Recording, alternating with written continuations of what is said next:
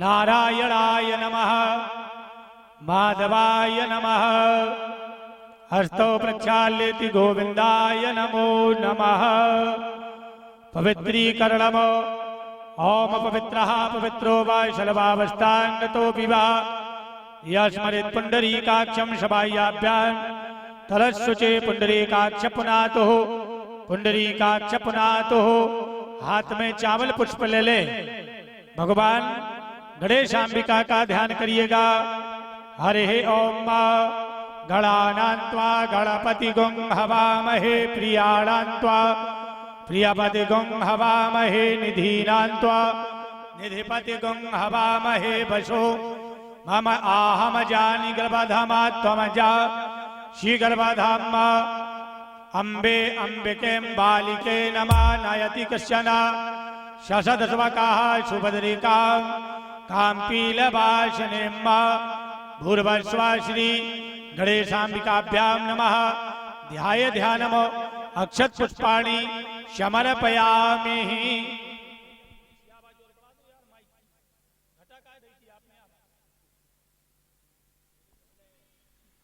अम्बे अम्बिके बालिके नमा नयति कश्चन शशदस्वकाः सुभद्रिकां काम्पीलवासिनीं सुमुखश्चैकदन्तस्य कपिलो गजकर्णिका लंबोदरस्य विक्तो विघ्ननाशो विनायक धूम्रकेतुर्गणाध्यक्षो बालचंद्रो गजानना द्वादशैतानि नामानि या पटे शृणुयादपि विद्यालंबे विवाहे च प्रवेशे निर्गमे तथा संग्रामे संकटे।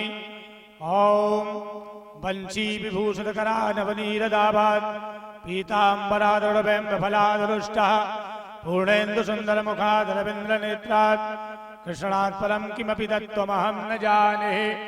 पुराण पुरुषोत्तमाय नमः।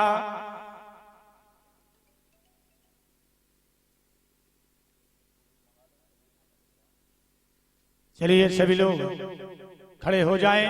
भगवान भागवत की आरती होने जा रही है। हरिओम श्री राधे राधे राधे हरिओम।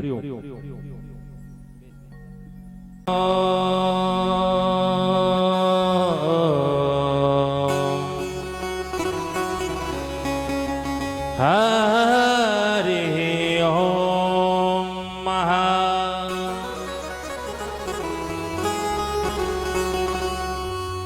वह से विभूषित करा नवनीरदाभा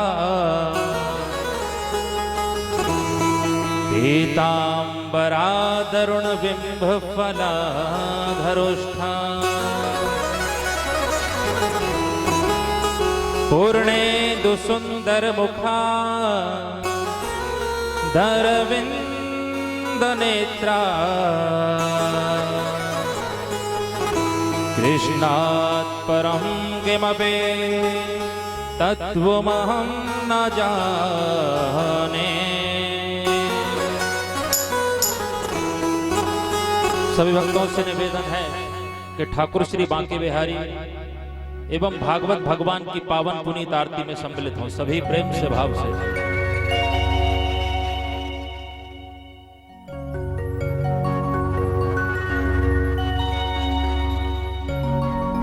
श्री भागवत भगवान की है आरती पापियों को पाप से है तारती। श्री भागवत भगवान की है आरती पापियों को पाप से है तारती। श्री भागवत भगवान की है आरती पापियों को पाप से है तारती। श्री भागवत भगवान की है आरती पापियों को पाप से है तारती। ये अमर ग्रंथ ये मुक्ति पंथ ये पंचम वेद निराला नव ज्योत जगाने वाला। ये अमर ग्रंथ ये मुक्ति पंथ ये पंचम वेद निराला नव ज्योत जगाने वाला। हरि नाम यही घनश्याम यही हरि नाम यही घनश्याम यही हरि नाम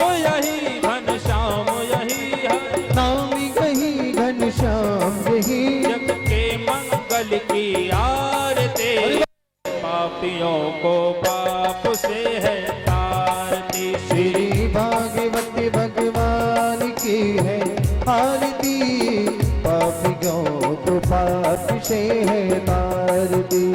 भागवत भगवान की है आरती, पापियों को पाप से है तारती।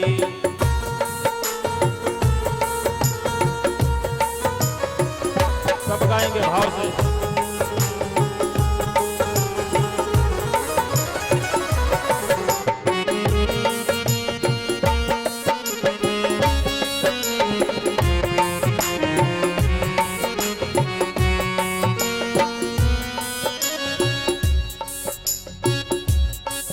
ये शांति गीत पावन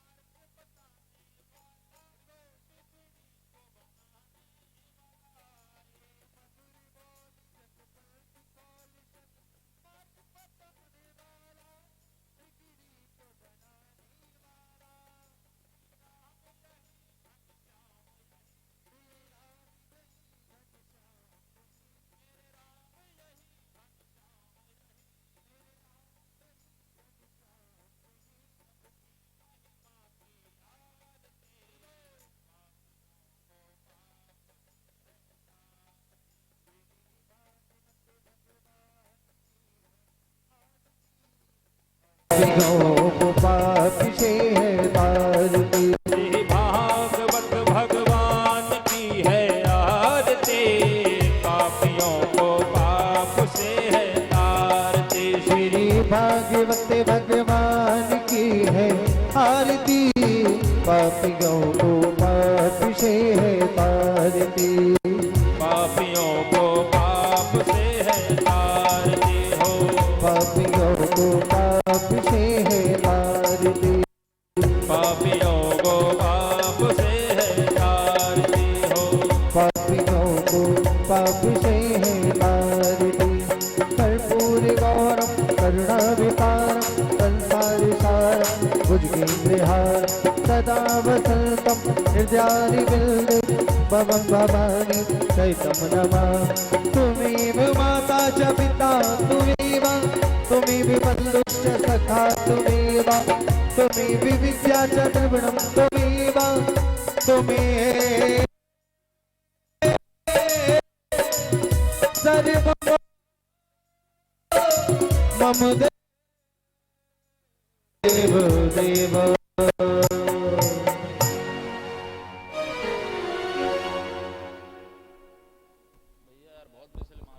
ओम जलेन शीतलीकरणम पुष्पे देवादिवंदनम महात्मादिवंदनम मंत्र पुष्पांजलि। हाथ जोड़ लीजिए सभी लोग। ओम जतने हरि ओम महा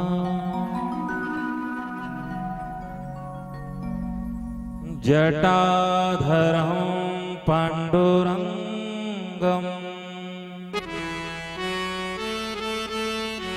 शूलहस्तं कृपानिधिं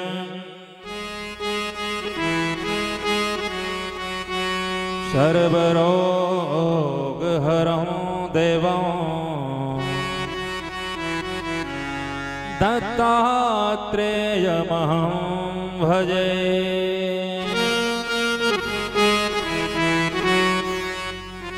गुरुर्ब्रह्मा गुरुर्विष्णु गुरुर्देव देवो महेश्वरा गुरुर्साक्षात्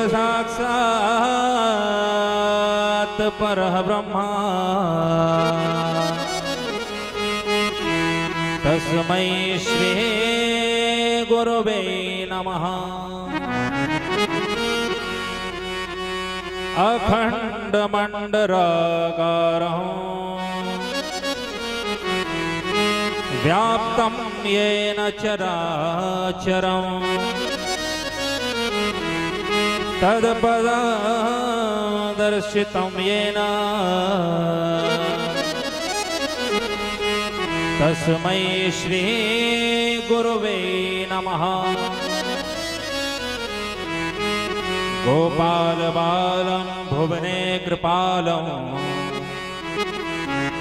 संसार माया मतिमोहजालं यशो विशालं शिशुपाल कालं बालं मुकुन्दं मनसा स्मरामि। अवंतिकायां विहितावतारं मुक्ति प्रदानाय च सज्जनानां अकाल मृत्यो परिरक्षणार्थं वन्दे महाकाल महासुरेशम्। मंगलम भगवान विष्णु मंगलम गरुणध्वजः मंगलम पुंडरीकाक्षो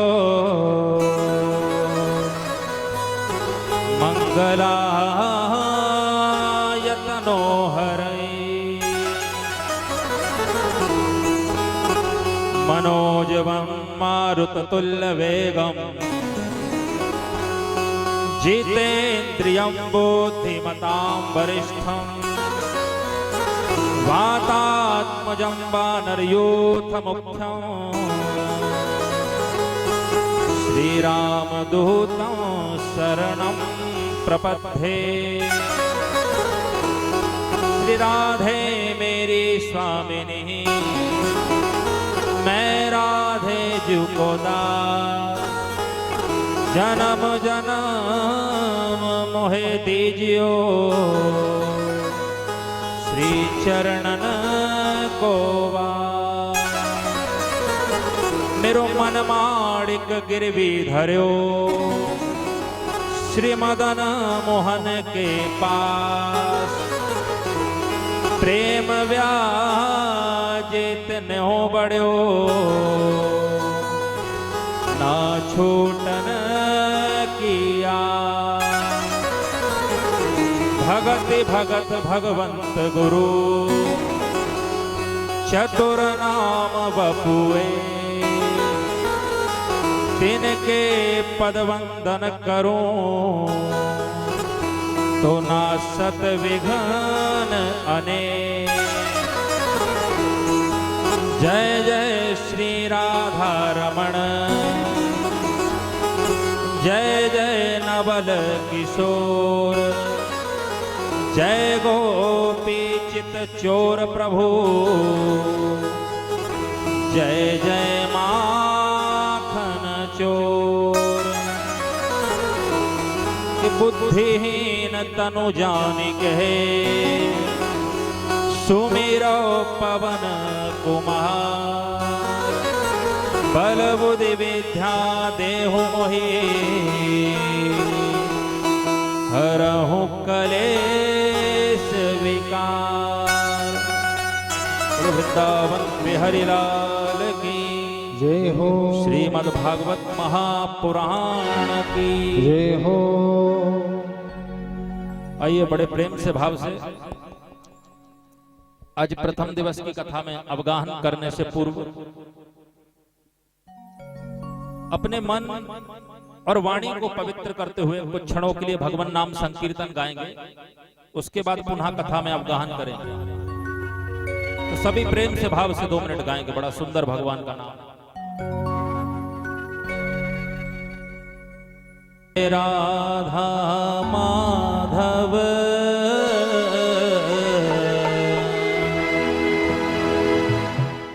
जय कुंज बिहारी।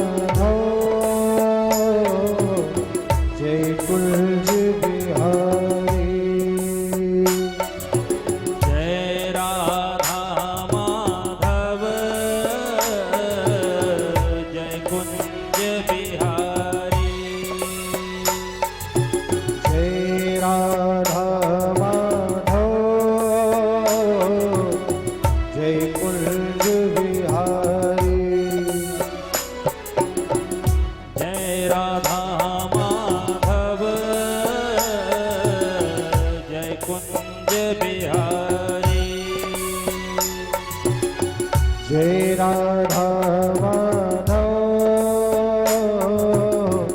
जय कुंज बिहारी। जय राधा अति वल्लभ जय राधा अति वल्लभ जय राधा अति वल्लभ जय राधा अति वल्लभ जय गिरवर धारी हो। ओ जय राधा माधव जय कुंज बिहारी। जय राधा माधव जय कुंज बिहारी। जय राधा माधव जय कुंज बिहारी। प्रेम से ताली की सेवा करते हुए हरि बोल।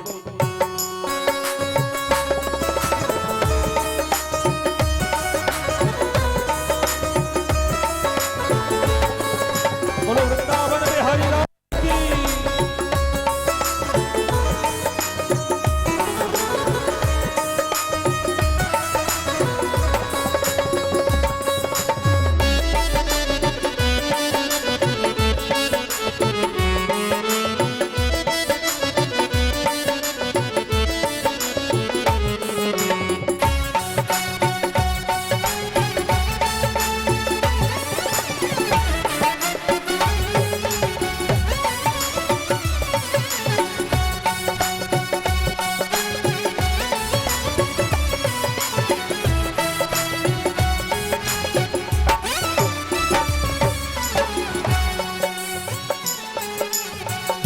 जय राधा माधव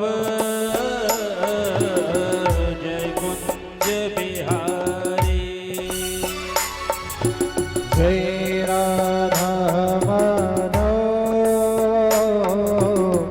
जय कुंज बिहारी।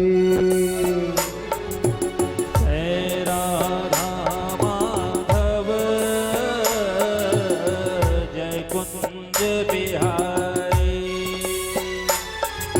जय राधा माधव जय कुंज बिहारी। जय राधा अति वल्लभ जय राधा अति वल्लभ जय राधा अति वल्लभ जय राधा अति वल्लभ जय गिरवर धारी। जय राधा माधव जय कुंज बिहारी।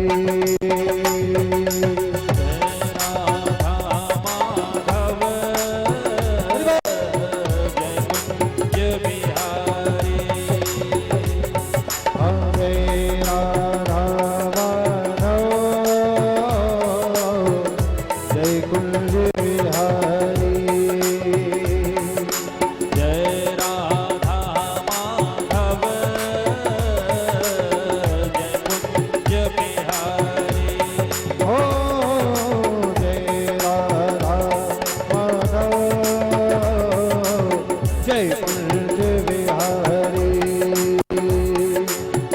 जय कुंज बिहारी ओ जय कुंज बिहारी जय कुंज बिहारी जय कुंज बिहारी जय कुंज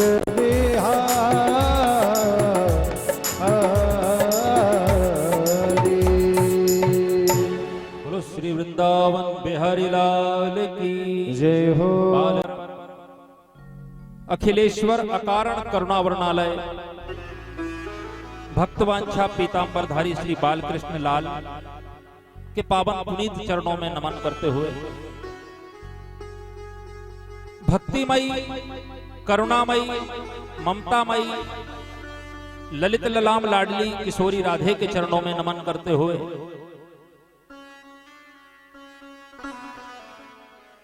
भूत भावन भगवान भोलेनाथ के चरणों में नमन करते हुए स्थान पर विराजित समस्त देवताओं के चरणों में नमन करते हुए आवाहित देवताओं को नमन करते हुए ग्राम देवताओं को नमन करते हुए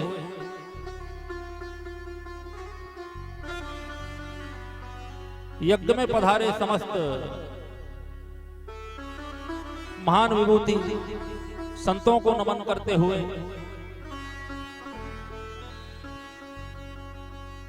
यज्ञ के आचार्य एवं ब्राह्मणों को जय श्री राधे जय श्री श्याम सामवेद के साधक संगीत गणों को जय श्री राधे कथा पंडाल में विराजित समस्त श्रोताओं के हृदय में बैठे मेरे ठाकुर जी को मेरा नमन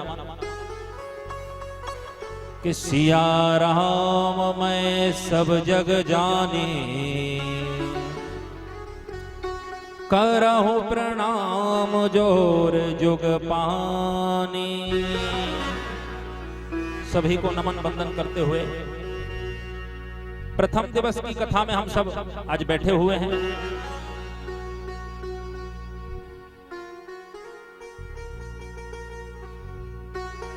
तो प्रथम दिवस की कथा में प्रवेश करने से पूर्व हम ये जान लेते हैं सबसे पहले कि जिस ग्रंथ को हम सुनने बैठे हैं वो ग्रंथ में क्या विशेषता है। जिस ग्रंथ को हम सुनने बैठे हैं उसका नाम है भागवत। भागवता 4 शब्दों से ये ग्रंथ बनता है, इसका नाम है भागवत। अब आप बोलेंगे कि भागवत को सुनने से क्या होता है, तो ये भागवत ही बताता है कि भाग्य कहते ही भाग्य खुल जात है, गा के कहते ही गुमान घट जात है, वाक्य कहते ही बैतरणी तर जात है,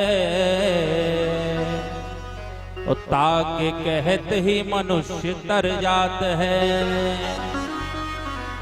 भागवत एक ऐसा ग्रंथ है जिसको पूरा सुनना तो बहुत दूर है, उसका एक अक्षर भी जीव के कान में पड़ जाए तो शास्त्र कहता है भाग्य कहते ही भाग्य खुल जाता है,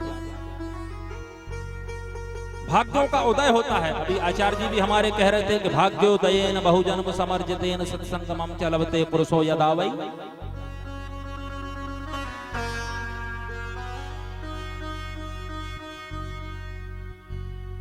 जब जीव पर भगवान की कृपा होती है तभी जीव को ये पावन पुनीत कार्यों में सम्मिलित होने का अवसर प्राप्त होता है।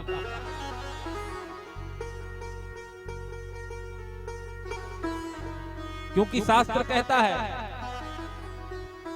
बड़े भाग मानुष तन पावा, सुर दुर्लभ सब ग्रंथन गावा। भगवान की सबसे बड़ी कृपा तो यह है कि आपको मानव देह दे दिया, नहीं तो 84 लाख योनियां हैं, जीव जंतु कुछ भी बना देता, पड़े रहते, न खाने का ठिकाना न पीने का ठिकाना, केवल जीवन यापन करना, मृत्यु को प्राप्त होना और फिर एक नया शरीर धारण करना। 84 योनियों में सबसे श्रेष्ठ योनि मनुष्य योनि है। क्यों है? क्योंकि मनुष्य योनि से ही भगवान को प्राप्त किया जा सकता है। जीते सब हैं, बच्चे पालन सब कर लेते हैं, बच्चे पैदा सब कर लेते हैं, पेट सब भर लेते हैं, मगर सबके पास बुद्धि, विवेक, विचार नहीं रहता है। केवल मनुष्य के पास बुद्धि रहती है भगवान की दी हुई। उसके द्वारा हम जानते हैं कि ये इंसान है, ये जानवर है, ये भगवान है, ये संत है। तो भगवान की कृपा है कि हमको मानव देह दी है। और उससे भी उत्तम बात यह है कि मनुष्य होकर भी हम भगवान की कथाओं में जाते हैं, भगवान के यज्ञों में शामिल होते हैं। ये उससे भी सुंदर बात है। अब लोग मानव तो बन जाते हैं मगर काम करते हैं दानव जैसा।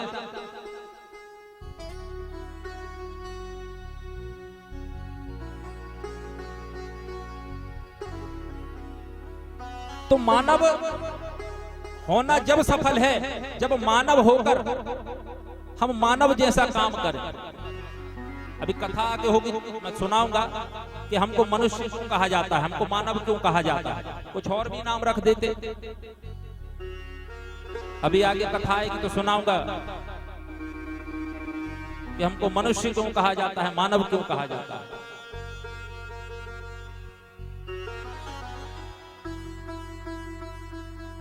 तो भाग के कहते ही भाग खुल जाता है, भाग का उदय होने लगता है भागवत में बैठते ही, क्योंकि भागवत कल्प वृक्ष है।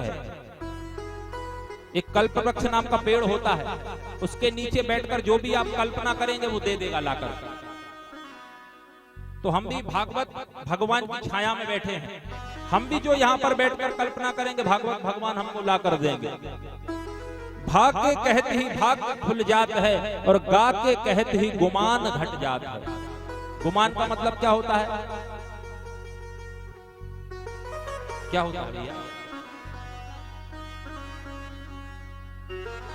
गुमान का अर्थ होता है अभिमानी, घमंडी। तो जो हमारे अंदर गुमान है उसको भी भागवत दूर करती है। जीव के अंदर अभिमान नहीं होना चाहिए। अभिमान जिसके अंदर है वो बहुत दुखदाई है। आदमी को अपने आप को नष्ट करना हो तो अभिमानी हो जाए, अपने आप नष्ट हो जाएगा, किसी को नष्ट करने की जरूरत नहीं है। जब इस शरीर रूपी वृक्ष में अभिमान का फल पकता है तो ये शरीर को समझ लो घुन लग गया। और शास्त्री भी कहता, मैं नहीं कह रहा हूं, कि अभिमान में 3 गए, धन वैभव और वंश, ना मानो तो देख लो, रावण कौरव कंस। प्रमाण ले लो कि अभिमान में कौन कौन गया। अभिमान में 3 गए, धन, वैभव और वंश। 3 चीज चली जाती है अभिमान में।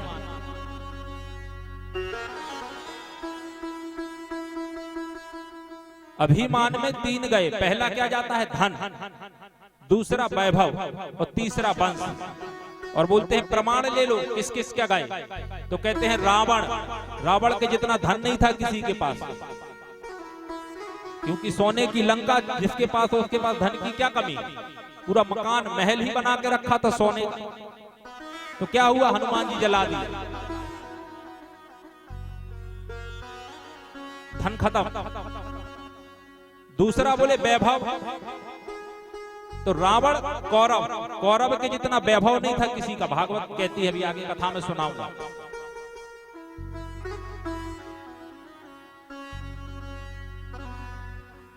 और तीसरा कहा कौरव। कौरव 100 भाई थे मगर एक भी नहीं बचा, 100 के 100 भाई मारे गए, वंशी नाश हो गए। अभिमान में 3 गए, धन वैभव और वंश, और ना मानो तो देख लो, रावण कौरव कंस। सबका सफाया हो गया। तो अभिमानी ना बने, स्वाभिमानी बन जाए। तो कहा भाग के कहत ही भाग्य खुल जात है, गा के कहत ही गुमान घट जात है, वाके कहत ही बल बुद्धि बढ़ जाता है। जब आप भागवत को सुनने बैठेंगे तो बुद्धि तो बढ़ना ही है, क्योंकि ज्ञान का प्रादुर्भाव यहां से होता है। इसका नाम है भागवत ज्ञान गंगा। ये ज्ञान की गंगा है, तो ज्ञान मिलना ही है, और ज्ञान जब मिलेगा तो बुद्धि बढ़ना ही है। बुद्धि किससे बढ़ती है? बुद्धि के ऊपर एक होता है, उसको कहते हैं क्या? विवेक। बुद्धि आपके पास है वो अच्छी बात है, मगर बुद्धि होने के बाद भी अगर विवेक नहीं है तो बुद्धि फेल है। तो बुद्धि के बाद विवेक कैसे आएगा?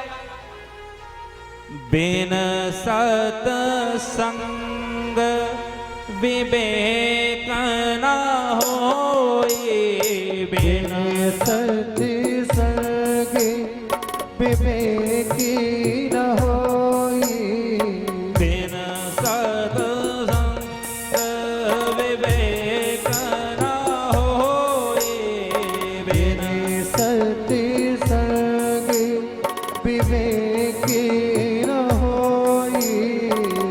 बिगर सत्संग के विवेक आना असंभवा नाम ते प्रोक्ता। बिगर सत्संग के विवेक नहीं आता। विवेक आपको अपने अंदर लाना है, विवेक आपको अपने अंदर जगाना है, तो आपको सत्संग करना पड़ेगा। अब सत्संग भी लोग कैसा होता है सत्संग? चार लोग अगर बैठ गए और जमाने भर की बात कर रहे हो, बोले क्या हो रहा? बोले सत्संग हो रहा है। हमारे यहां भी बहुत सत्संग होता है। तो भैया ये सत्संग नहीं है, इसको शास्त्र कहता है खट संग।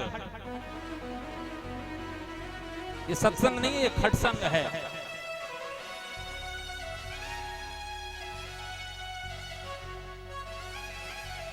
सत्संग क्या है? कोई भी शब्द को जानना हो तो उसको तोड़ दो तो पता पड़ जाएगा। स ता सत संग, क्लियर हो गया। मतलब सत का संग ही सत्संग है। सत कौन है? सत्य कौन है? आप हम बैठ गए दुनिया की बातें करने लगे तो ये सत्संग नहीं है, क्योंकि हम भी नश्वर हैं और दुनिया भी नश्वर है। हमको भी एक दिन मर जाना है, मिट जाना है, और ये दुनिया भी एक दिन मिट जाने वाली है। तो ये सत्य है ही नहीं। तो क्या है सत्संग? सत्य कौन है? वो परमात्मा। तो उसका जब हम संग करेंगे, उस परमात्मा का नाम गुणानुवाद करेंगे, उसके नामों को गाएंगे, उसका भजन करेंगे, पूजन करेंगे, यजन करेंगे, तो हमारे अंदर सत्संग आएगा, और सत्संग के द्वारा हमारे अंदर विवेक आएगा। अब लोग बोलेंगे विवेक से क्या होता है महाराज? तो विवेक से ये होता है कि बुद्धि ने तो बोल दिया कि कुएं में कूद जा। अब तैरना आता नहीं और कुएं में कूद गए तो क्या होगा? मरना है। अगर विवेक होगा तो विवेक ये भी सोच लेगा कि कूद तो जाऊंगा, मगर तैरना तो आता नहीं है, तो कूद के करूंगा क्या?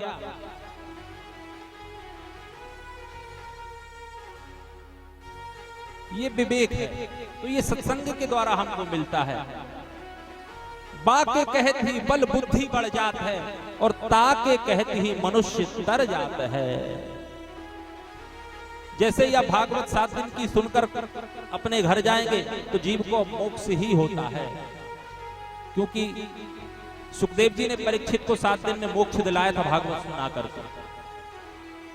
और आप लोग तो परम सौभाग्यशाली हैं जो भगवान की कथा को सुनने को यहाँ बैठे हैं। मगर भीड़ बिल्कुल नहीं है भैया। प्रेम से कहो एक बार श्री राधे। कल से हाँ, पहला दिन है आज कथा का, होता है शुरू में।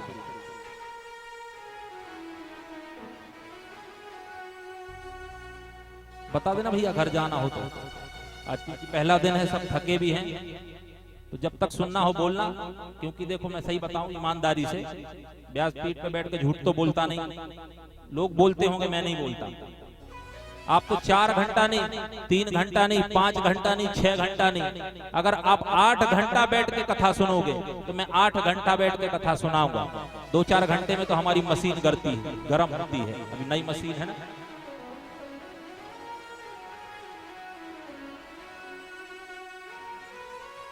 तो आइए भागवत में हम प्रवेश करें। भागवत में 18,000 श्लोक हैं, 365 अध्याय हैं, 12 स्कंद हैं और 18,000 श्लोकों से भागवत का निर्माण व्यास जी ने किया है। तो पहले श्लोक में वेद व्यास जी लिखते हैं कितना सुंदर कि सच्चिदानंद रूपाय विश्वोत्पत्त्यादि हेतवे तापत्रय विनाशाय श्री कृष्णाय वयं नमः। ये श्रीमद् भागवत महापुराण का पहला श्लोक है।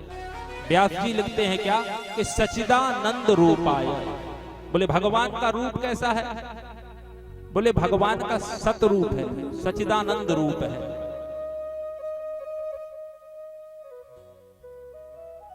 ये भागवत जी का प्रथम श्लोक है। विद्वान बोलने वाले इस पर 2-2, 3-3 दिन बोलते हैं और गुरु महाराज की कृपा से मैं भी बोल सकता हूं, मगर इतना समय नहीं है, 7 दिन की भागवत है। तो इसको मैं संक्षिप्त करूं आपको सहज भाषा में, आपको समझ आएगा ये सच्चिदानंद क्या है, भगवान का स्वरूप कैसा है। कि सत कहिए जो बिन से नाही, चित कहिए जो सकल घट माही, आनंद घन घन करे आनंदा, ताको नाम सच्चिदानंदा। भगवान के स्वरूप बताए 3 प्रकार के, सत, चित और आनंद। सत क्या है? सत बोले सत्य है कि महिमा निगम जहां सुख रहा है, जो तिहु काल एक सत रहा है। मानस में बाबा लिखते हैं। बोले कोई सा भी युग हो, सतयुग, द्वापर, त्रेता, कलयुग, कोई भी युग हो, मगर सत्य का कभी विनाश नहीं होता है। सत्य को लोग दबा सकते हैं, छुपा सकते हैं, मगर उसको मिटा नहीं सकते। तो बोले भगवान का एक रूप है सत्य। सत्य कहिए जो बिन से नाही, कहते ना कि सत्य बराबर तप नहीं, भगवान का रूप है ये सत्य। दूसरा कहा चित्त। चित्त मतलब होता है प्रकाश, उजाला।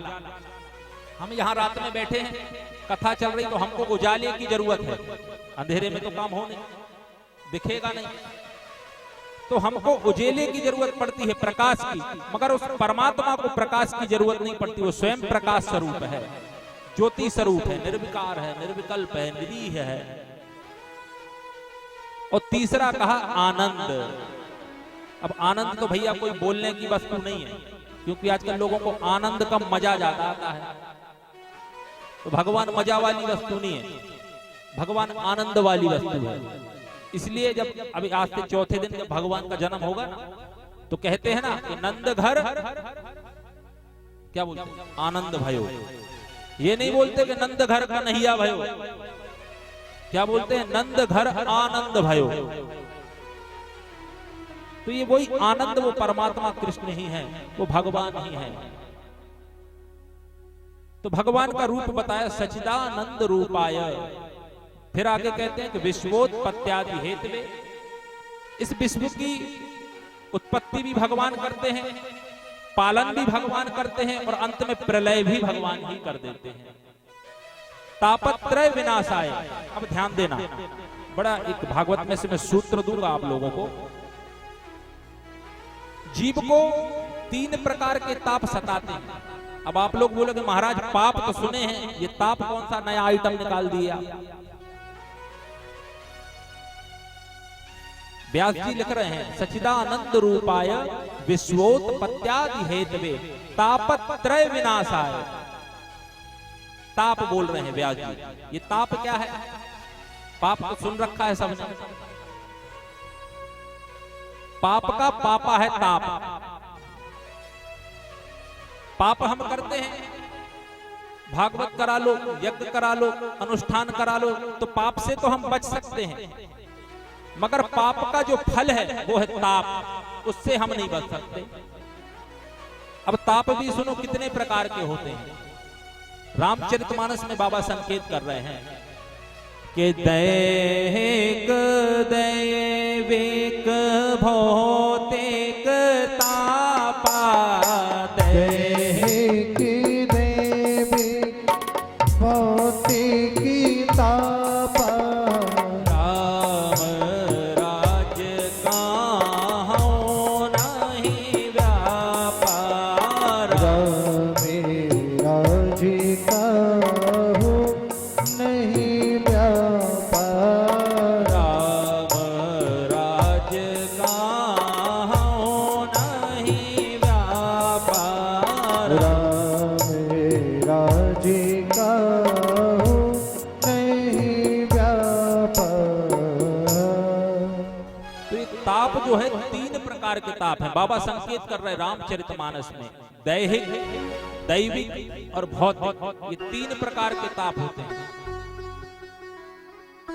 दैहिक ताप उसे बोलते हैं जो देह में लग जाए, जैसे बीमारियां, ये दैहिक ताप है। दूसरा बोले भौतिक, जो संसार की माया में हम उलझा देता है भगवान हमको, हमने कुछ कर्म नहीं भी किया उसके बाद भी उलझा देता है, बोले हमको झूठी चोरी में फंसा दिया, ये भौतिक। और तीसरा है दैविक, कोई देवता हमको अकारण परेशान करते हैं, कहते हैं इनको फलाना देवता लग गया, फलानी हवा लग गई। ये तीन प्रकार के ताप हैं, मगर रामचरितमानस में बाबा कहते हैं कि दैहिक दैविक भौतिक तापा और राम राज्य काहू नहीं व्यापा। जब त्रेता में भगवान राम थे तो ये तीनों ताप किसी को नहीं सताते थे, क्योंकि तब राम जी का राज्य था, सब भक्तिमय थे। मगर अब कोई भगवान को तो मानता नहीं है, तो इन तीन प्रकार के ताप सबको सताते हैं। तो व्यास जी कहते हैं इन तीन प्रकार के तापों से अगर जीव बचना चाहे तो बोले क्या करे? बोले श्री कृष्णाय वयम नमः। बोले भगवान श्री कृष्ण की शरण में चला जाए तो वो पाप से और पाप का जो संताप ताप है उससे भी बच जाएगा।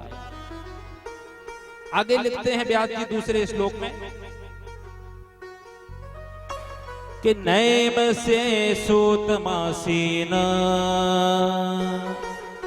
मविवाध्य महामदिं कथामृत रसस्वाद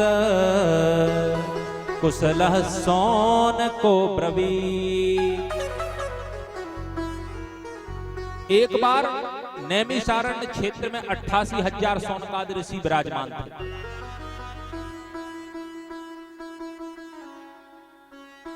ये जो सौनकादि ऋषि हैं ये 88,000 ऋषि लोग हैं। कोई भी कथा सुनो उसमें पहले प्रसंग आता है।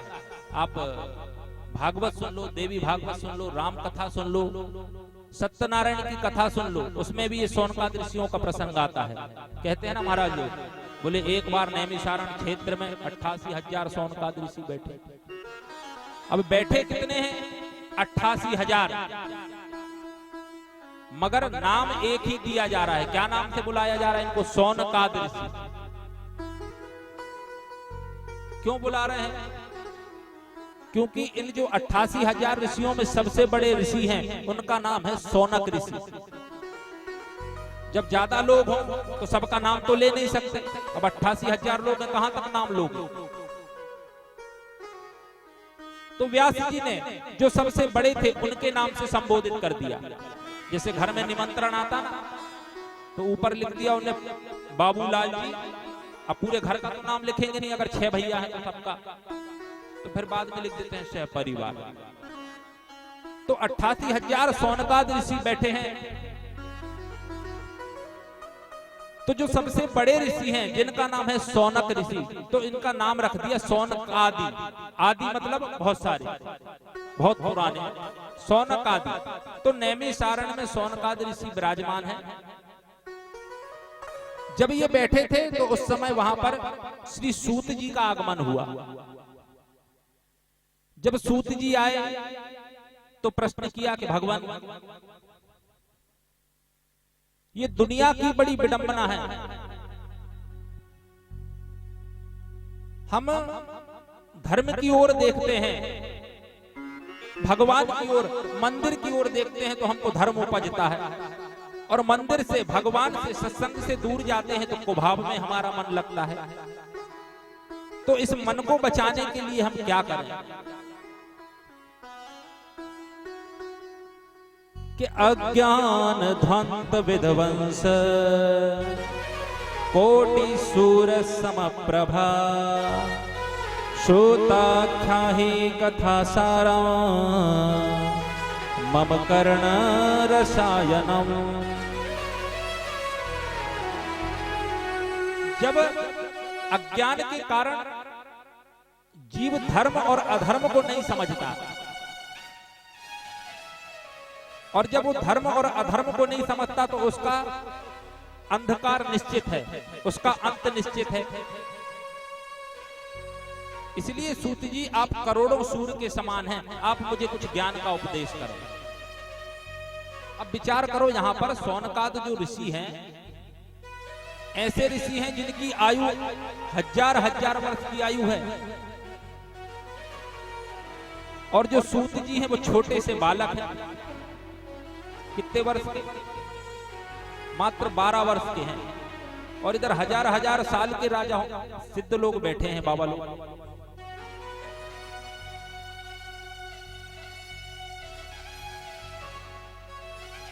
तो क्यों ये लोग इतने उम्र होने के बाद भी छोटे से सूत जी से ज्ञान ले रहे हैं? क्यों ले रहे हैं? क्योंकि शास्त्र कहता है कि धन वृद्धा बल वृद्धा आयु वृद्धा तथैव च सर्व ज्ञानम वृद्धम देवो सर्वं पूजितम मया। बोले कोई कदाचित धन में बड़ा है, कोई बल में बड़ा है, मगर शास्त्र कहता है कि बड़ा धनवान होने से बड़ा नहीं होता।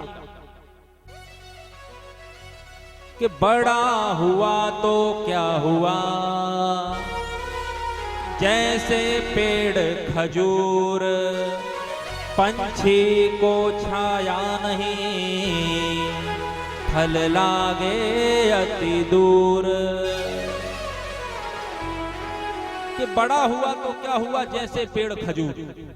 अब खजूर का पेड़ है, बहुत बड़ा होता है, मगर बड़े होने भर से कुछ नहीं होता है।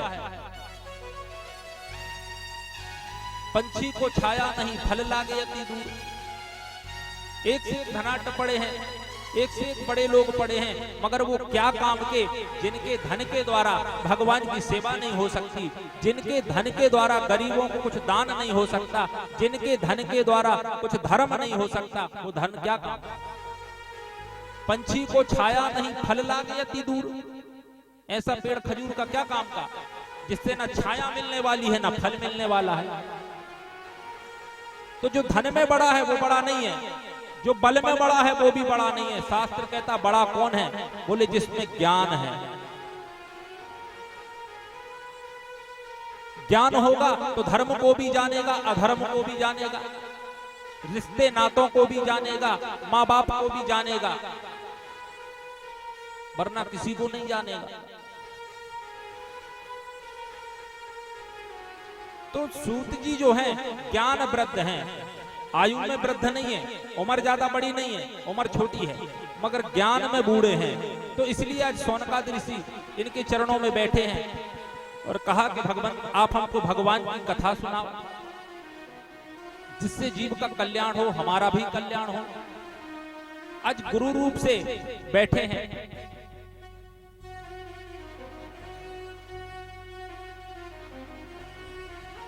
तो सूत जी के चरणों में प्रणाम किया और कहा कि भगवान, आप संसार में कहीं भी चले जाना, कहीं भी सुख नहीं मिलेगा। बड़ी सुंदर बात है, ध्यान से सुनना था। संसार में आप कहीं भी चले जाना, सुख नहीं मिलेगा। क्यों नहीं मिलेगा? क्योंकि इसका नाम है मृत्यु लोक। और मृत्यु लोक केवल इसका नाम नहीं है, इसमें एक विशेषता यह है कि ये दुखालय है। इसका नाम क्या है? संसार। जो हर पल सरक रहा है वो संसार है, जिसका कोई सार नहीं वो संसार। ये मृत्यु लोक है, दुखालय है, तो इधर सुख नहीं मिलने वाला है। जैसे आप मान लो चप्पल की दुकान है, चप्पल की दुकान होती ना, अब चप्पल की दुकान में जाकर हम कहेंगे भैया आधा किलो लड्डू देना, तो क्या बोलेगा? वो पागल हो गए होगा। बोले चप्पल की दुकान पर खड़े हो लड्डू मांग रहे हो। ठीक उसी प्रकार ये दुखालय है, मृत्यु लोक जो है ये दुखालय है। इसमें हम सुख ढूंढ रहे हैं तो सुख नहीं मिलेगा। सुख अगर हमको चाहिए तो भगवान की शरण में चले जाओ या गुरु भगवान की शरण में चले जाओ। बड़ा सुंदर एक मेरे को दोहा याद आ रहा है कि सुख का साथी सब जगत, दुख का नाही कोई, दुख का साथी साइया, केवल सतगुरु होए।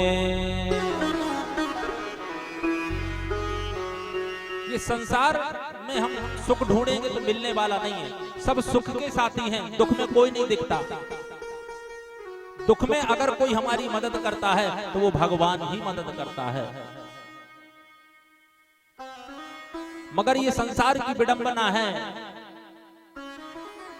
अच्छा एक विचार करो एक बात पर,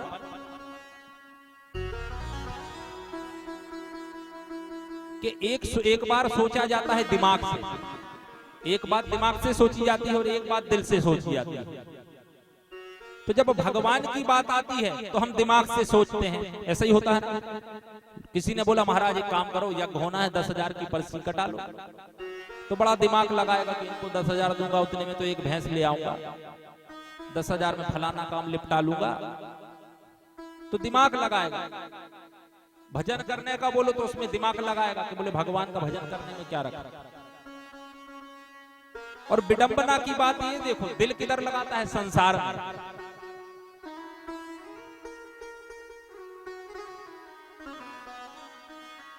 रामचरितमानस संकेत करता है कि दिमाग लगाना है तो संसार में लगाओ, और दिल लगाना है तो भगवान से लगाओ।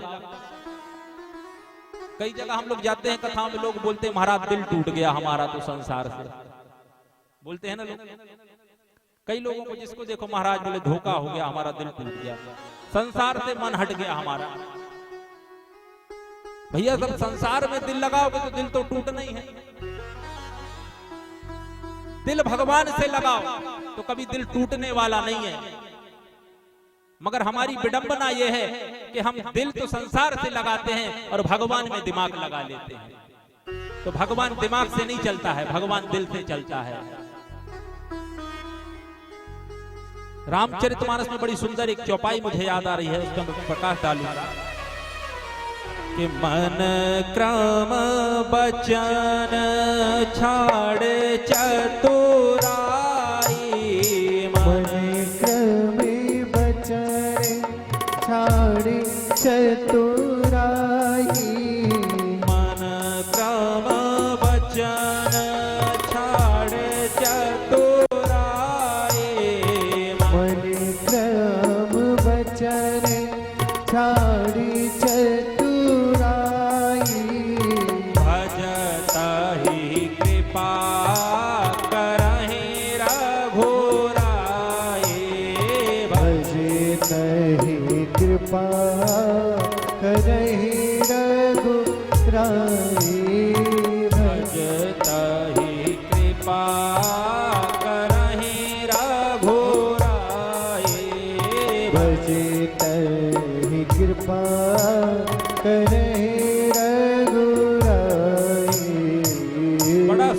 सुंदर संकेत बाबा मानस में कर रहे हैं। इस बात को हम अपने जीवन में उतार लेंगे तो हमको कभी दुख नहीं होने वाला है।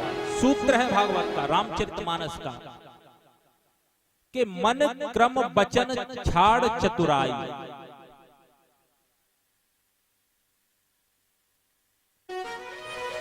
आदमी एक जगह से नहीं बोलता है। अपन सोचे कि आदमी केवल मुंह से बोलता है। आदमी 3 जगह से बोलता है। कहां कहां से? बोले मन, क्रम और वचन। पहले मन में बात उपजती है कि ऐसा कर लें या नहीं कर लें। मन बोलता है चलो भगवान की कथा सुन के आते हैं। तो मन कहता वहां क्या रखा है, वहां चलो शादी में बेड़ी नहीं नाच रही। ऐसा ही होता ना। मन दूसरा कहता है क्रम। मन में आया कि भागवत कथा सुनने जाएं, तभी किसी का फोन आ गया कि भैया वहां यज्ञ में चलना है, कथा सुनने चलना है।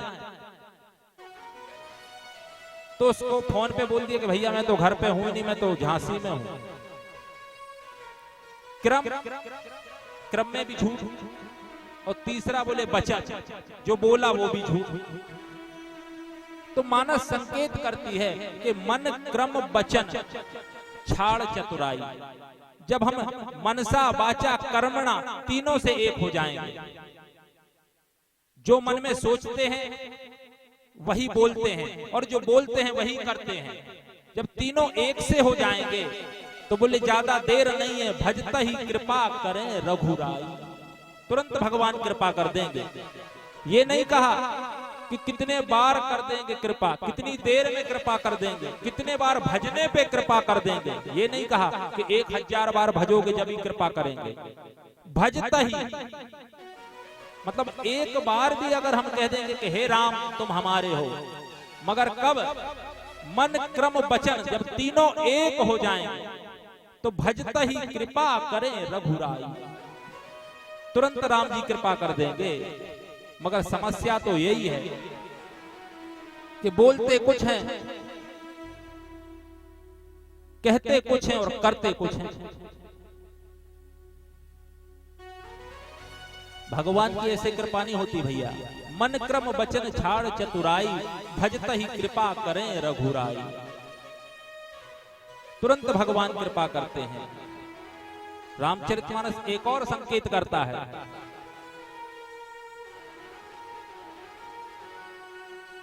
निर्मल मन जन सो मोहि भावा। निर्मल मन जन सो मोहि भावा। निर्मल मन जन सो मोहि भावा। निर्मल मन जन सो मोहि भावा। मोहि कपट छल छेतना भावा। मोहि कपट छल छिद्री न भावा। मोहि कपट छल छेतना भावा। मोहि कपट छल छिद्री न भावा। रामचरितमानस में बाबा संकेत करते हैं कि निर्मल मन जन सो मोहि पावा। निर्मल मन, अब कैसा होता है निर्मल मन? लोग बोलेंगे महाराज कोई साबुन हो तो बता दो, हम धो लें, निर्मल कर लें मन को। कपड़ा गंदा हो जाए तो साबुन लगा के धो लेते हैं। घड़ी डिटर्जेंट पाउडर से पहले इस्तेमाल करें फिर विश्वास करें। साबुन लगाया कपड़ा साफ। अगर मन को निर्मल करना है तो कौन सी साबुन लगाए? क्योंकि बाबा लिख रहे निर्मल मन जन सो मोहि पावा। जिसका मन निर्मल हो वो मेरे को पा लेता है। मोहि कपट छल छिद्र ना भावा। भगवान कहते हैं कपटियों से मैं 1000 हाथ दूर रहता हूं, छल करने वालों से मैं हजारों हाथ दूर रहता हूं। मगर जिसका मन निर्मल है, कहते ना भोले का भगवान होता है, कोई भोला आदमी हो तो कहते हैं भोले का भगवान होता है। तो बाबा ने तो कह दिया कि निर्मल मन जन सो मोहि पावा। अब मन को निर्मल कैसे करें? कपड़ा हो तो साबुन से धो लो, साफ हो जाएगा, मगर मन को कैसे निर्मल करें? मन को निर्मल करने का एक ही साबुन है, कौन सा? सत्संग का साबुन।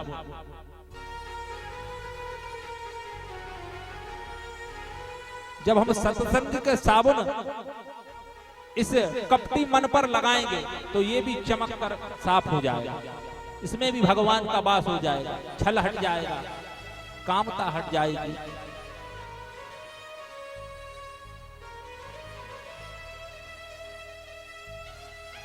तो यहां पर भी सोनकाद ऋषि सूत जी को प्रणाम करके कह रहे हैं कि भगवान हमको भगवान की कथा सुनाओ, क्योंकि संसार में सुख मिलने वाला नहीं, सुख मिलता है भगवान के श्री चरणों में, भगवान के पूजन में, भगवान के भजन में। अच्छा, एक बात और विचार करो, जब लोग परेशान हो जाते हैं तो किधर जाते हैं? भगवान के यहाँ। तो भैया जब बाद में जाना है, जहां डॉक्टर के यहाँ कोई भर्ती है, दवाई काम करना बंद कर दी, तो डॉक्टर कहते भैया अब दवाई का काम नहीं, अब दवा का काम नहीं, अब दुआ का काम है। ऐसा ही बोलते ना, बोले भैया अब तुम कोई काम के नहीं हो, मंदिर में जाओ, भगवान के यहाँ चले जाओ। और जब आदमी मर जाता है तब भी बोलते हैं राम नाम सत्य है। अरे भैया जब मालूम है कि राम नाम सत्य है तो उसको बाद में क्यों सुना रहे हो? उसको बचपन से सुनाओ ना कि राम नाम सत्य है। ये संसार की विडंबना है। संसार की विडंबना तो देखो कि किसी को बोलो कि चलो भैया भगवान की कथा में, तो बोले अभी क्या करेंगे जवानी में? बोले बुढ़ापे में करेंगे भगवान का भजन। ऐसे ही बोलते ना, किसी को बोलो चलो भैया कथा में, तो बोले हमारा क्या काम वहां? जवान बच्चों को बोलो कि हमारा काम क्या है वहां? बोले भजन तो बुढ़ापे में होता है। मगर भैया मैं तो यही कहूंगा व्यास गादी से कि भजन बुढ़ापे में नहीं होता, भजन तो जवानी में ही होता है। भजन कर मस्त जवानी में, बुढ़ापा किसने देखा है? अच्छा देखो, एक बात और बताओ, अब ये बच्चे लोग बैठे हैं, इनको मैं एक बार में बोलूंगा तो इनको सब साफ सुनाई पड़ेगा।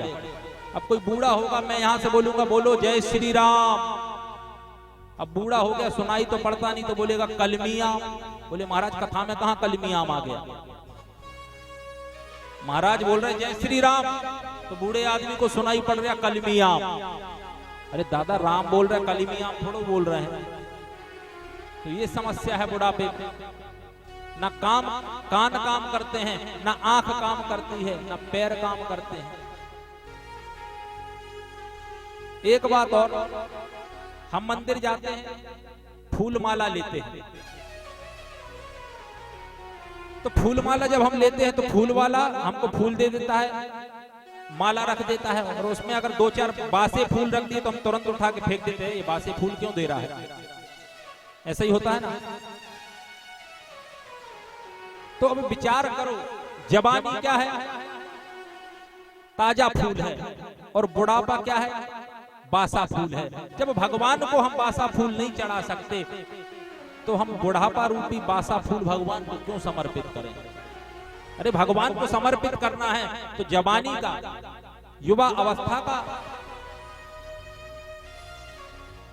ताजा फूल भगवान को अर्पण करो।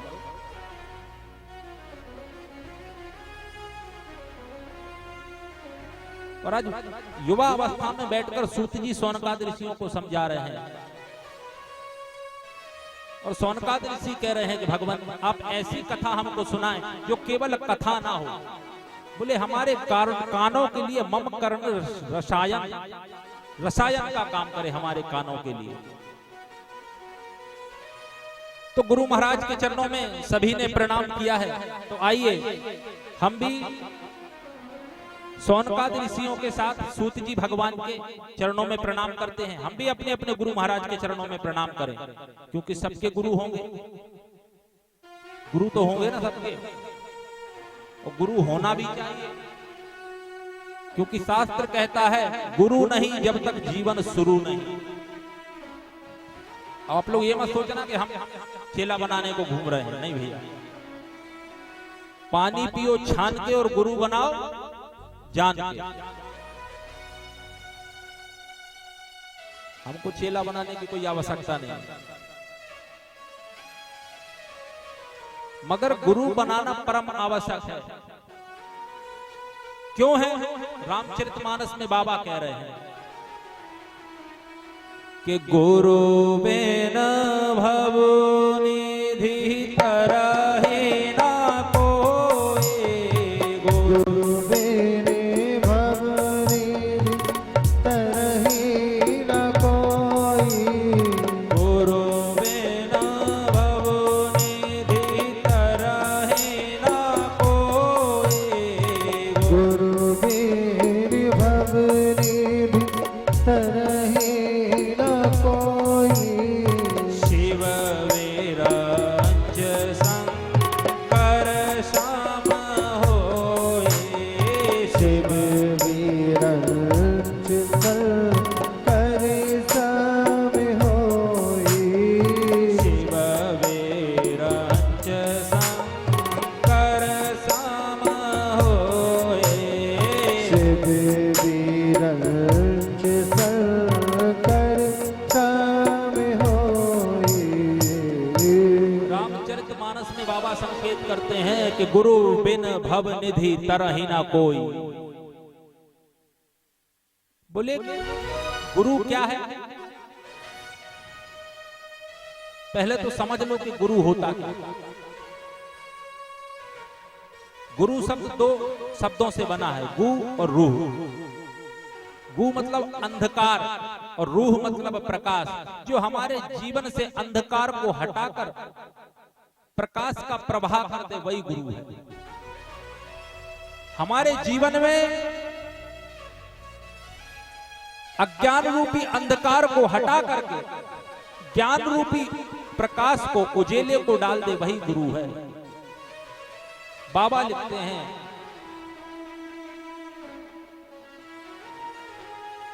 हमारे मध्य गौड़ बाबा के पुजारी जी पधारे हैं। मैं व्यास गादी से आभार व्यक्त करता हूं। इधर आ जाइए मंच पर।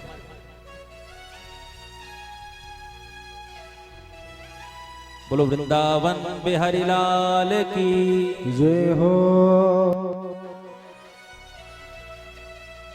तो गुरु बिन भवनिधि तरहि ना कोई। बिगर गुरु के कोई तरता नहीं है। क्यों? क्योंकि संसार जो है सागर है, और गुरु क्या है? इस संसार रूपी सागर को पार करने में नौका है। नदी होए तो हम तैर करके पार कर सकते हैं, मगर समुद्र को अगर आप पार करना चाहें तो तैर के नहीं होगा। इसलिए इसका नाम है संसार सागर। संसार रूपी सागर को अगर पार करना है तो नाव में बैठना पड़ेगा। गुरु रूपी नाव में बैठ जाओ, संसार सागर पार हो जाएगा। गुरु बिन भवनिधि तरहि ना कोई। शिव बिरंच शंकर सम होई। बाबा लिख रहे हैं, बोले जीव का वैभव ऐश्वर भगवान शंकर के समान ही क्यों ना हो, अगर उसने गुरु नहीं बनाया तो वो संसार सागर से पार हो ही नहीं सकता है। और शास्त्र तो यहां तक कहता है कि जिसका गुरु नहीं है उसके द्वारा दिया हुआ दान, उसके द्वारा किया हुआ पुण्य, उसके द्वारा किया हुआ सत्कर्म सब व्यर्थ जाता है, सब पितरों को चला जाता है, धर्म लगता नहीं। तो जीवन को अगर शुरू करना है तो गुरु बनाना परम आवश्यक है।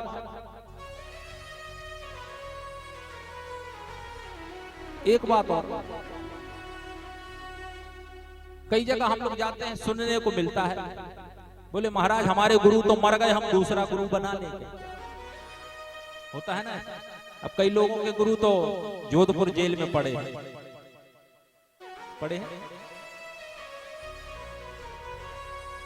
तो मैं बताना चाहता हूं कि जब ऐसी विडंबना में जीव फंस जाता है, तो उसे क्या करना चाहिए? क्योंकि शास्त्र कहता है कि पानी पियो छान के। कोई हमको बोलता है भैया पानी देना, तो वो पानी लेते हैं तो उसमें 2 बार देखते हैं ऊपर से लेके नीचे तक इसमें कुछ कचरा तो नहीं है, तब पानी पीते हैं। ऐसा ही होता है। जब हम पानी को पीने से पहले 2 बार देखते हैं तो गुरु को बनाने से पहले भैया 100 बार उनको झांक लेना चाहिए।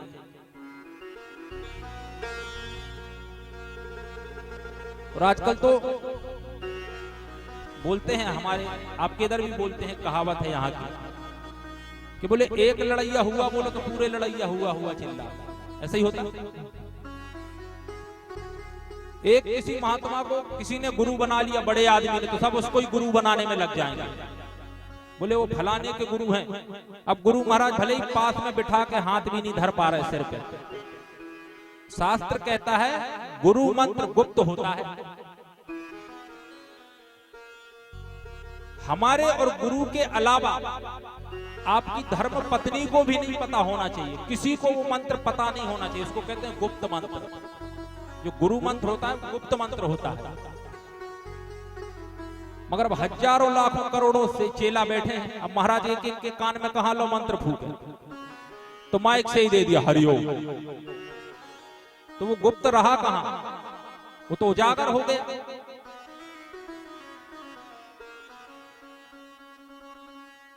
तो बड़ी सुंदर बात बताऊं कि गुरु क्या है। गुरु कोई देहधारी नहीं है। लोग कहते हैं ना कि हमारे गुरु तो भैया मर गए, अब हमको दूसरा गुरु बनाना है, तो वो अभी जानते ही नहीं है कि गुरु होता क्या है। गुरु कोई शरीरधारी नहीं है। मंत्र कहता है गुरुर ब्रह्मा गुरुर विष्णु।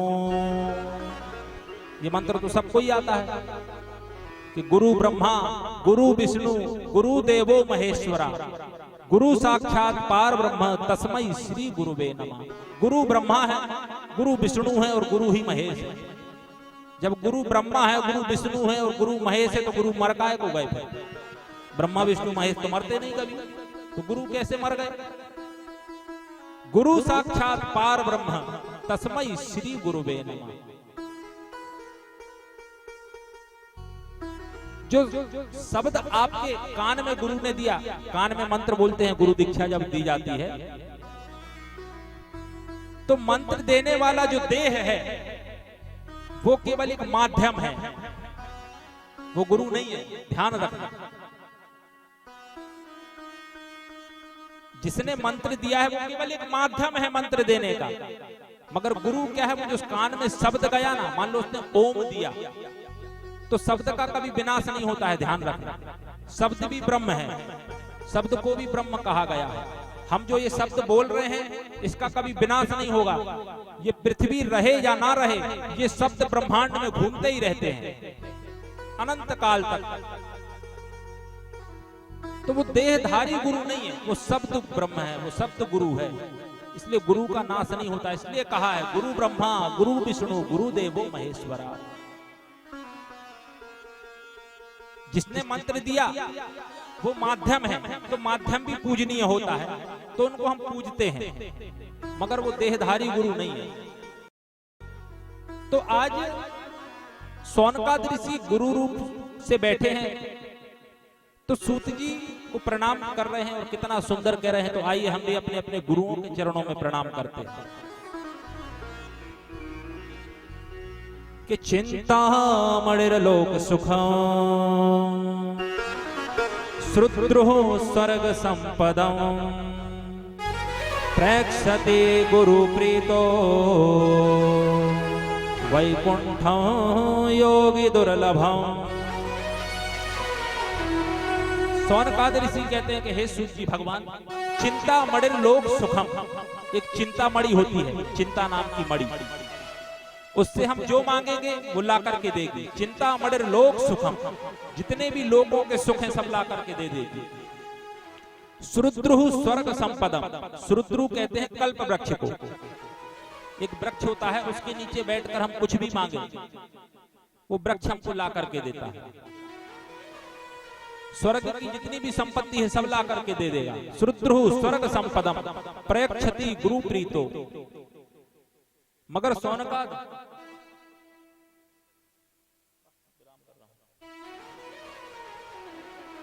तो सोनकाद ऋषि कहते हैं कि प्रक्षति गुरुप्रीतो वैकुंठम योगी दुर्लभम। चिंतामणि हमको लौकिक सुख दे देगी, कल्प वृक्ष हमको स्वर्ग की संपत्ति दे देगी, मगर सतगुरु भगवान यदि प्रसन्न हो जाएं तो जो योगियों के लिए दुर्लभ वैकुंठ है वो भी तुरंत दे देते हैं। तो आइए हम भी अपने गुरु महाराज के चरणों में प्रणाम करें और फिर उसके बाद आरती करके सब अपने अपने घर को जाएंगे, कल कथा को श्रवण करेंगे। बड़ा सुंदर भाव है, सब गाएंगे मेरे साथ प्रेम से भाव से। जो शरण गुरु की आया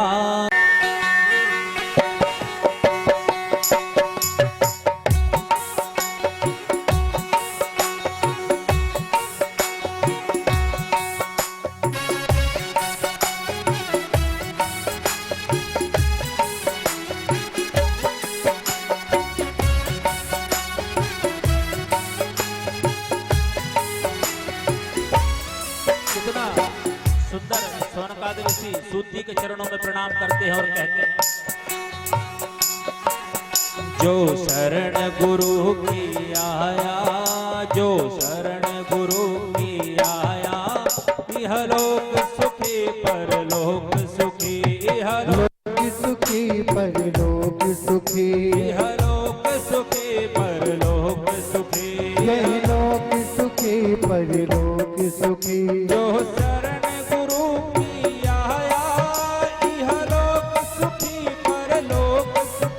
जो शरण गुरु की आया, यही लोक सुखी परलोक सुखी। जो शरण गुरु की आया, यह लोक सुखी परलोक सुखी। जो शरण गुरु की आया, यही लोक सुखी परलोक सुखी।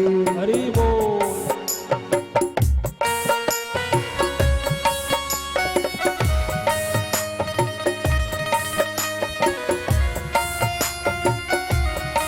सतगुरुदेव भगवान की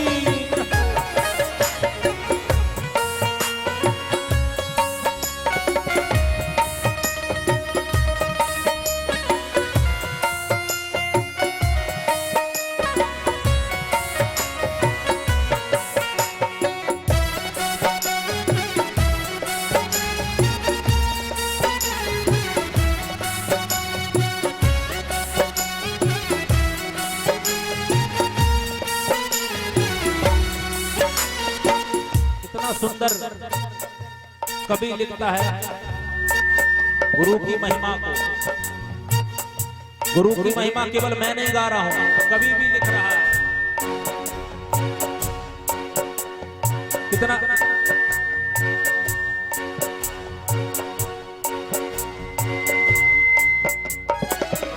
कवि कितना सुंदर कहता है गुरु की महिमा में। रामायण में शिव जी कहते, रामायण में शिव जी कहते, रामायण में शिव जी कहते, रामायण में शिव जी कहते, भागवत में सुखदेव जी कहते, भागवत में सुखदेव जी कहते, भागवत में सुखदेव जी कहते, भागवत में सुखदेव जी कहते। रामचरितमानस में गुरु की महिमा भगवान शंकर गाते हैं, और जिस पुराण को हम सुन रहे हैं उनके जो वक्ता वो सुखदेव भगवान है, वो भी गुरु की महिमा को गाते हैं। रामायण में शिव जी कहते, रामायण में शिव जी कहते, भागवत में सुखदेव जी कहते, भागवत में सुखदेव जी कहते, भागवत में सुखदेव जी कहते, भागवत में सुखदेव जी कहते। रामचरितमानस में शंकर जी, सुखदेव में, भागवत में सुखदेव जी। और कौन कहता है गुरु की महिमा? गुरुवाणी में नानक कहते, गुरुवाणी में नानक कहते, गुरुवाणी में नानक कहते, गुरुवाणी में नानक कहते। क्या कहते हैं तीनों मिलकर? जिस द्वार गुरु का भाया, जिस द्वार गुरु का भाया इहलोक सुखी परलोक सुखी यह लोक सुखी परलोक सुखी इहलोक सुखी परलोक सुखी यह लोक सुखी परलोक सुखी जो शरण गुरु की आया जो शरण गुरु की आया इहलोक सुखी परलोक सुखी यह लोक सुखी परलोक सुखी इहलोक सुखी परलोक सुखी यह लोक सुखी परलोक सुखी भैया हम भी गुरु महाराज की ही शरण में बैठे हैं, दोनों हाथों से ताली की सेवा करते हुए हरि बोल।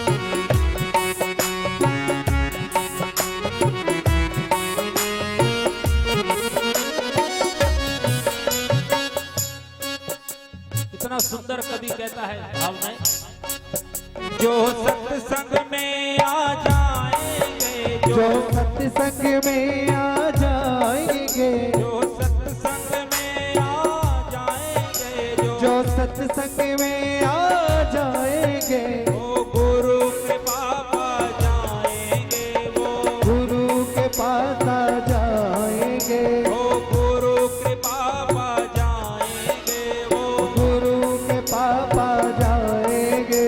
जब हम सत्संग में आ जाएंगे तो सत्संग में जाने से भगवान की और गुरु की कृपा होती है। तो हम भी सत्संग में बैठे हैं, जब हम सत्संग में जाएंगे गुरु महाराज कृपा करेंगे तो क्या होगा, हो भव सागर से तर जाएंगे भव सागर से तर जाएंगे भव सागर से तर जाएंगे भव सागर से तर जाएंगे जिसने गुरु को अपनाया जिसने गुरु को अपनाया यह लोक सुखी परलोक सुखी यह लोक सुखी परलोक सुखी यह लोक सुखी परलोक सुखी यह लोक सुखी परलोक सुखी शरण गुरु की आया जो शरण गुरु की आया यह लोक सुखी परलोक सुखी यह लोक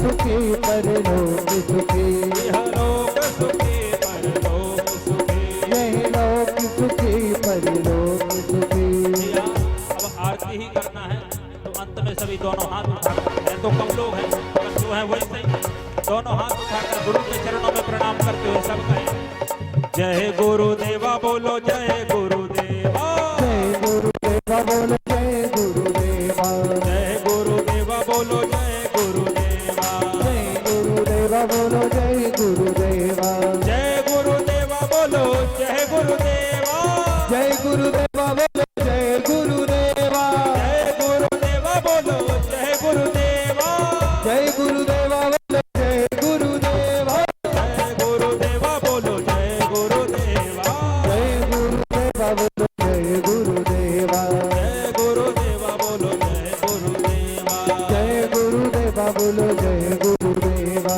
जय गुरुदेवा बोलो जय गुरुदेवा जय गुरुदेवा बोलो जय गुरुदेवा जय गुरुदेवा बोलो जय गुरुदेवा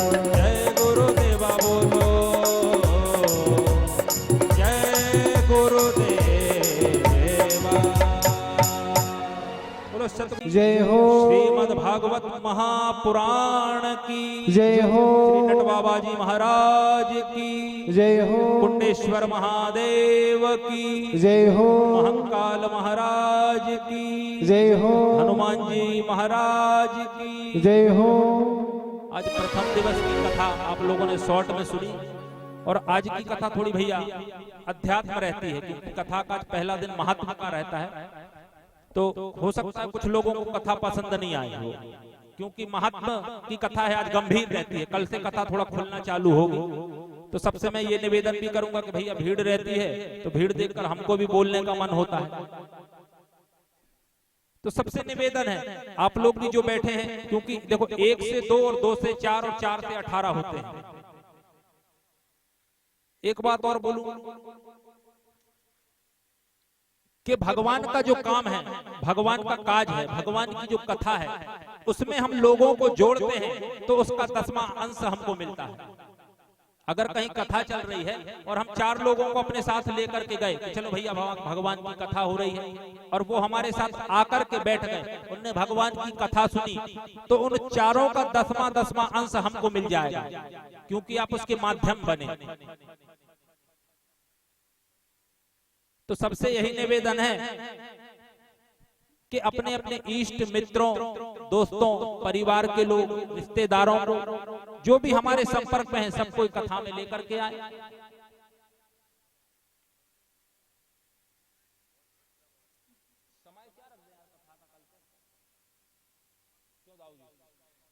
हरि ओम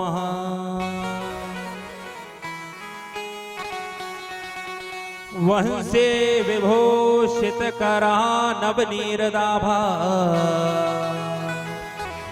पीतांबरादरुण बिंब फलाधरोष्ठा पूर्णे दुसुंदर मुखा धरविंद नेत्रा कृष्णात् परं किमपि तत्त्वमहं न जाने।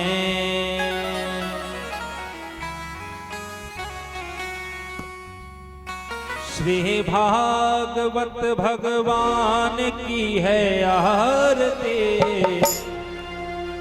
पापियों को पाप से है तारती। श्री भागवत भगवान की है आरती, पापियों को पाप से है तारती। श्री भागवत भगवान की है आरती, पापियों को पाप से है तारती। श्री भागवत भगवान की है आरती, पापियों को पाप से है तारती।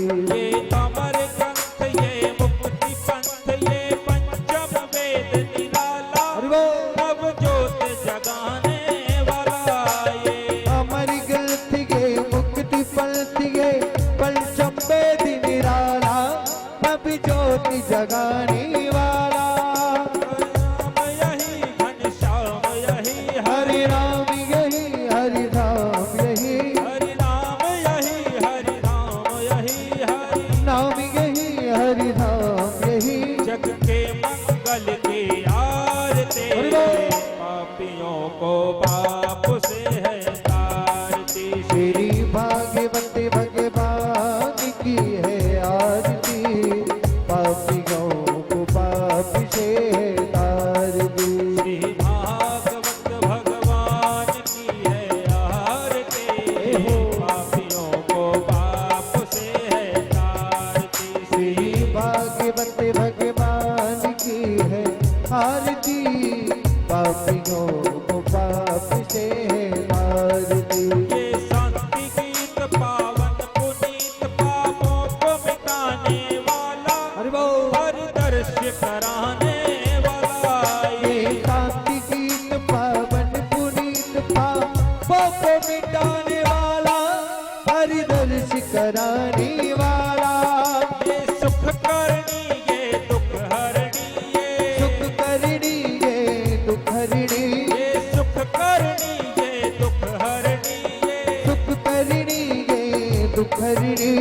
मधुसूदन की आरती, पापियों को पाप से है तारती। श्री भागवत भगवान की है आरती, पापियों को पाप से है तारती। श्री भागवत भगवान की है